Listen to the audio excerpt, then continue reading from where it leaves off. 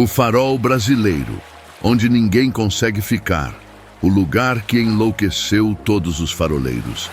Em mapas náuticos antigos, guardados em arquivos empoeirados de bibliotecas portuárias, a ilha aparece apenas como um pequeno ponto sem nome próprio, cercado por anotações vagas escritas à mão por cartógrafos que nunca pisaram lá, e alertas imprecisos que usam palavras como evitar e traiçoeiro sem explicar exatamente por quê. Nenhuma cidade próxima marcada nas cartas. Nenhum porto seguro indicado num raio de quilômetros. Apenas uma elevação solitária de rocha escura e vulcânica, emergindo abruptamente das águas do Atlântico, coroada por um farol alto e imponente, construído originalmente com o propósito simples de guiar navios através de águas perigosas, mas que ao longo das décadas passou inexplicavelmente a afastar, apavorar e expulsar todos que tentavam habitá-lo por mais de algumas semanas. O farol foi erguido no início do século XX, durante um período de expansão da infraestrutura marítima brasileira em uma região estratégica da costa, onde correntes oceânicas traiçoeiras e neblinas repentinas que surgiam do nada já haviam causado inúmeros encalhes devastadores e naufrágios com perda total de tripulações. Sua função era tecnicamente simples e direta: emitir luz constante através da escuridão, alertar navegadores sobre os perigos ocultos, proteger vidas de marinheiros que transitavam por aquelas águas. Mas desde os primeiros anos de operação, desde o momento em que o primeiro faroleiro oficial assumiu seu posto, algo naquele lugar isolado começou a fugir completamente do controle humano, de maneiras que ninguém conseguia explicar adequadamente. Antes de continuar com essa história perturbadora, já deixa seu like no vídeo e se inscreve no canal para não perder nenhuma história real e misteriosa do mar. Os registros oficiais da Marinha Brasileira, quando examinados com atenção por pesquisadores décadas depois, mostram um padrão inquietante e estatisticamente impossível de ignorar. Nenhum faroleiro designado para aquela ilha específica permanecia em seu posto por muito tempo. A rotatividade era absurdamente alta comparada a qualquer outro farol ao longo de toda a costa brasileira. Alguns pediam transferência urgente após apenas poucos meses de serviço, citando razões vagas como incompatibilidade com o local ou simplesmente razões pessoais sem elaborar. Outros abandonavam o posto completamente sem qualquer aviso prévio, violando protocolos rígidos da Marinha e arriscando corte marcial. Houve casos documentados, múltiplos casos ao longo dos anos, em que barcos de abastecimento que faziam a rota regular para a ilha encontraram o farol funcionando perfeitamente, luz girando em seu ciclo normal, equipamentos todos operacionais, comida fresca ainda na mesa da cozinha, como se alguém tivesse acabado de comer, cama desarrumada indicando que havia sido usada recentemente e absolutamente nenhum sinal do faroleiro responsável. Simplesmente desaparecido, evaporado, como se tivesse decidido caminhar para dentro do mar e nunca mais voltar. O primeiro relato verdadeiramente detalhado e perturbador sobre o que realmente acontecia naquela ilha surgiu em um diário pessoal encontrado décadas depois, completamente por acaso, esquecido no fundo de um arquivo naval que estava sendo reorganizado. O faroleiro que escreveu aquelas páginas, cujo nome havia sido parcialmente apagado pela umidade e pelo tempo, descrevia com detalhes crescentes algo que começou a consumi-lo desde a primeira semana: o silêncio. Mas ele enfatizava repetidamente, sublinhando as palavras em sua caligrafia cada vez mais irregular, que não era o silêncio comum e esperado do isolamento em uma ilha desabitada. Não era simplesmente a ausência de vozes humanas ou sons de civilização. Era um silêncio diferente, anormal, antinatural, Um silêncio pesado e denso que parecia ter massa física, que parecia pressionar o corpo de fora para dentro, que tornava difícil respirar profundamente, como se o próprio ar estivesse sendo comprimido por algo invisível. À noite, ele descrevia com palavras cada vez mais desesperadas a sensação aterrorizante de que o som do mar simplesmente desaparecia por completo. As ondas continuavam quebrando contra as rochas da ilha. Ele podia ver isso claramente da janela do farol, podia ver a espuma branca se formando, podia ver o movimento, mas não havia som nenhum. Como se as ondas estivessem sendo engolidas por algo antes mesmo de tocarem as rochas, como se o próprio conceito de som estivesse sendo absorvido por um vácuo que não deveria existir naquele lugar. E era exatamente nesse vazio absoluto de som, nesse silêncio opressivo que pressionava os tímpanos de dentro para fora, que os outros ruídos começavam. Ruídos que definitivamente não deveriam estar ali. Não eram vozes humanas claras, não eram gritos de socorro ou conversas que pudessem ser identificadas. Eram sons profundamente indefinidos, deliberadamente abafados, como se estivessem sendo produzidos através de camadas de material denso, como passos pesados que começavam, mas nunca se completavam em um ritmo reconhecível, como arranhões metálicos vindos inexplicavelmente do interior do próprio farol, onde não havia metal exposto, e batidas ritmadas e repetitivas que surgiam sempre depois da meia-noite, sempre no mesmo padrão, sempre aumentando gradualmente de intensidade. O mais perturbador de tudo, o detalhe que fazia o faroleiro escrever com mãos visivelmente tremendo, baseado na caligrafia irregular, era que os sons não vinham de fora do farol, não vinham do oceano batendo nas rochas, não vinham de animais marinhos ou pássaros noturnos. Eles pareciam surgir literalmente de dentro das próprias paredes de concreto, como se algo estivesse preso entre as camadas da estrutura, como se a construção em si estivesse gerando aqueles sons impossíveis. Os faroleiros que serviam ali, homens experientes e racionais, treinados para lidar com isolamento e situações de estresse, tentavam desesperadamente racionalizar o que estavam ouvindo. Diziam para si mesmos que era madeira, dilatando com mudanças de temperatura, metal se contraindo e expandindo com o vento salgado, estruturas antigas acomodando-se naturalmente. Explicações perfeitamente lógicas e científicas que qualquer engenheiro aceitaria.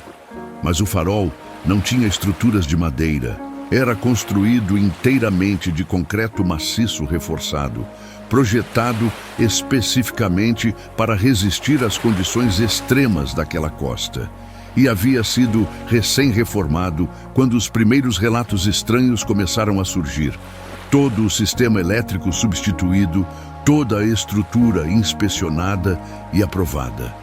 Ainda assim, os ruídos não apenas persistiam, mas pareciam seguir padrões específicos, sempre no mesmo horário aproximado.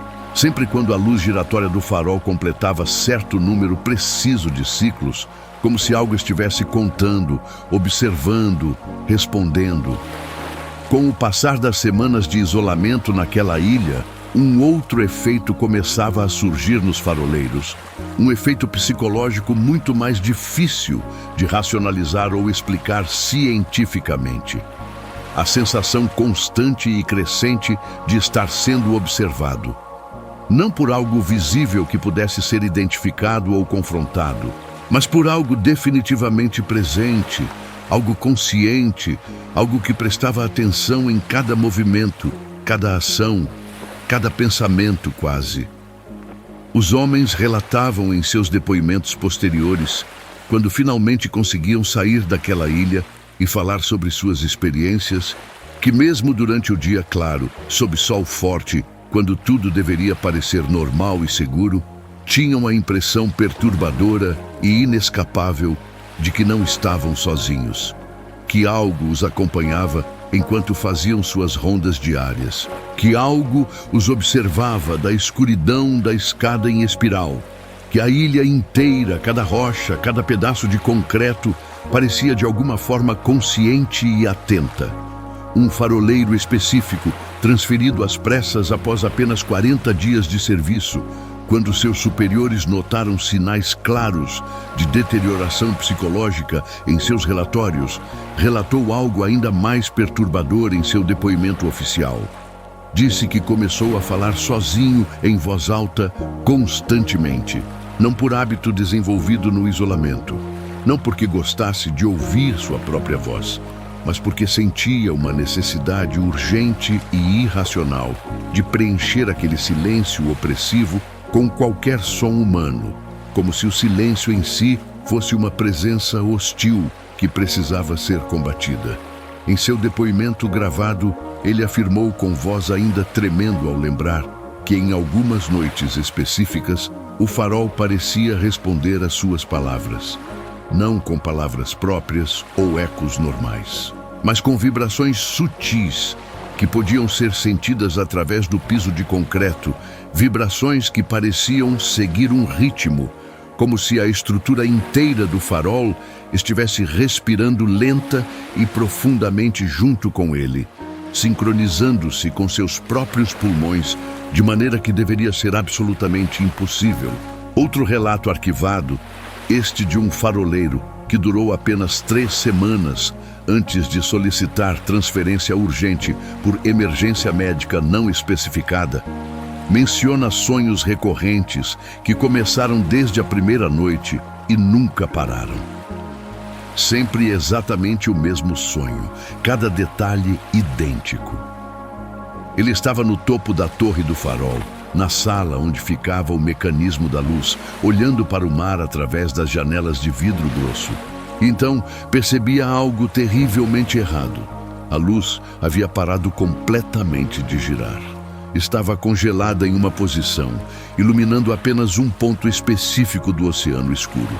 Ao tentar se aproximar do mecanismo para investigar o problema, realizando seu trabalho como deveria, sentia com absoluta certeza uma presença se materializando lentamente atrás de si.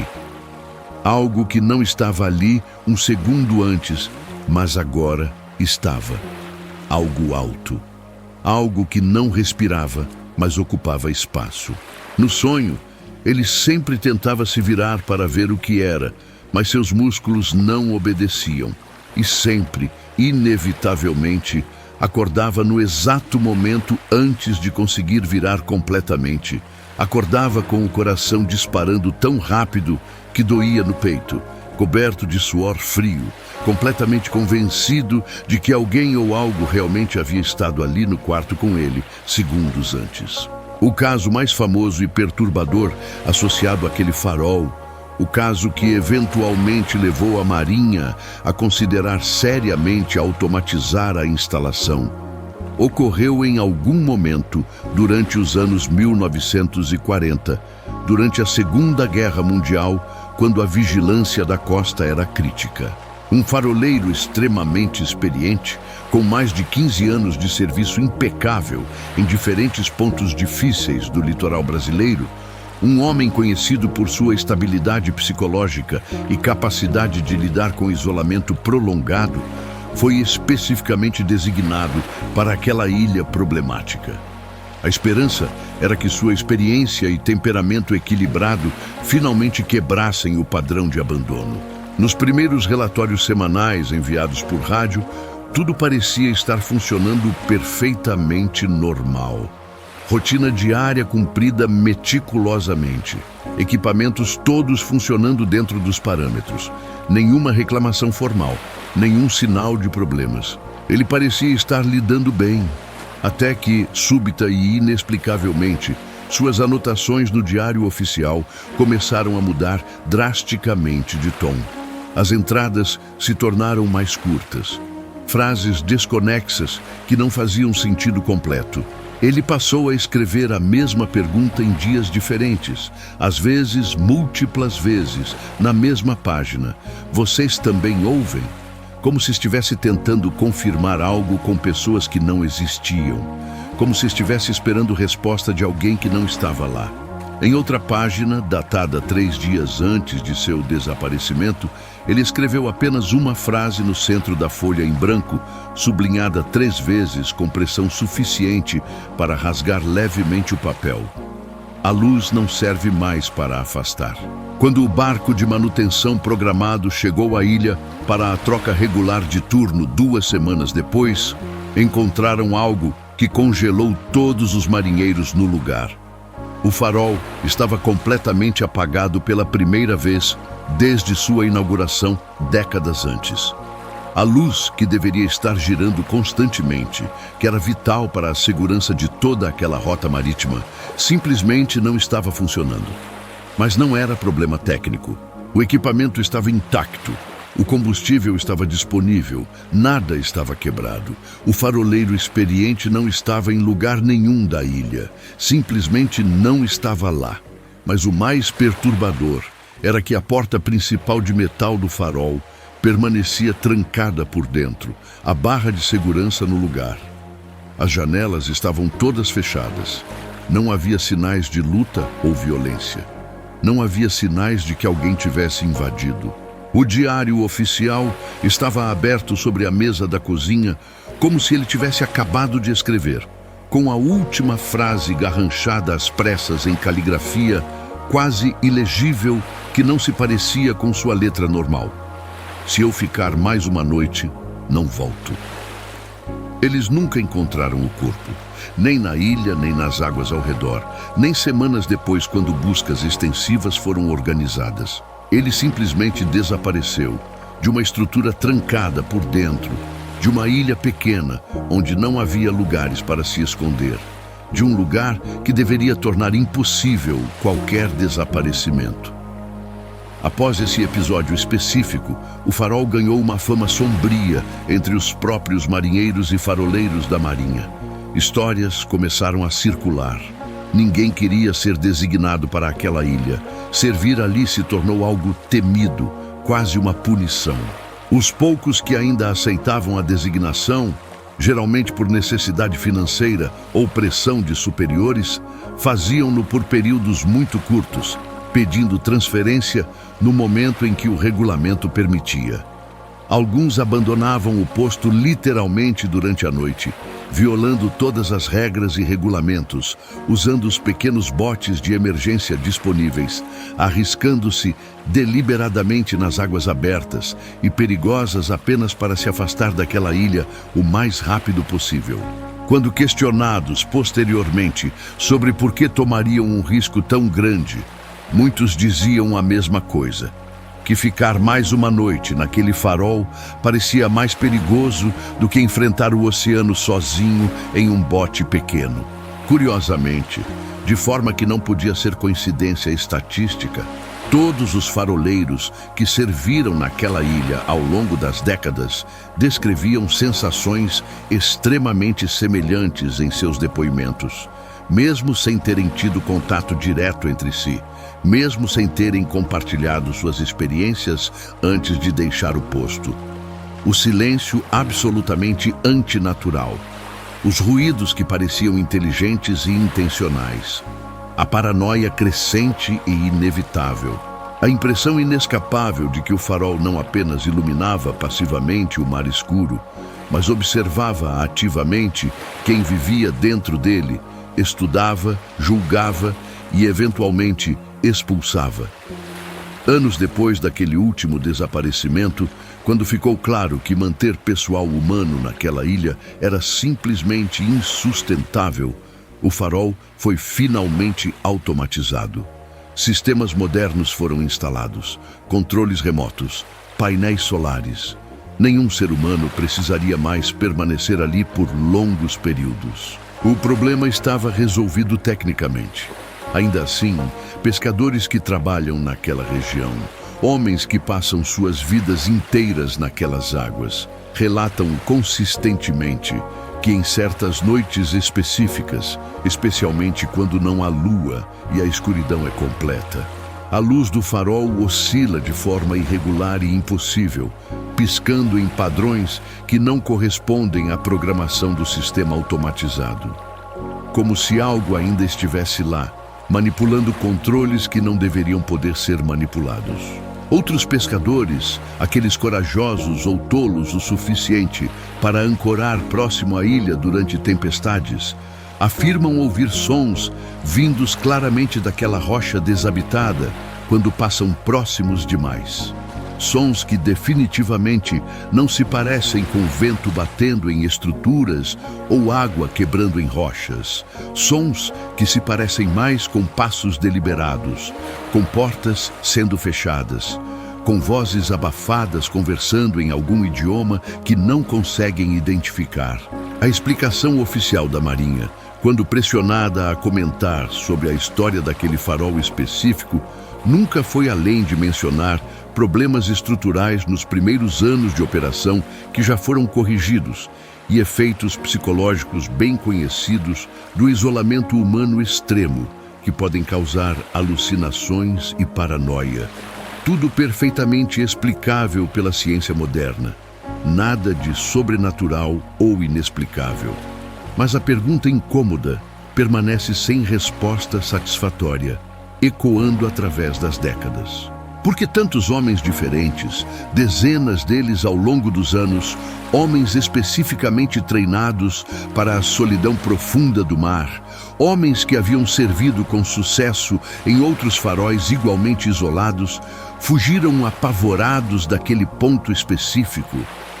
Por que aquela ilha, entre todas as outras, tinha esse efeito único e consistente? Talvez o farol esteja cumprindo sua função de proteção melhor do que qualquer pessoa imagina ou admite oficialmente.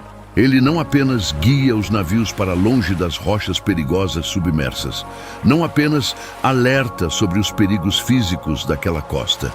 Ele também afasta, sistematicamente e eficientemente, qualquer ser humano que tente permanecer tempo demais sob sua luz. Qualquer um que tente habitar aquele espaço que claramente não quer ser habitado. E talvez alguns lugares específicos neste mundo simplesmente não tenham sido feitos para serem ocupados por humanos. Não foram construídos para nós. Apenas precisam ser respeitados, evitados e deixados completamente sozinhos com qualquer coisa que realmente viva lá. Se você gostou dessa história, comenta aqui embaixo o que mais te impressionou. Você acredita que existem lugares que expulsam propositalmente quem tenta habitá-los? E me conta também, de onde você está assistindo agora?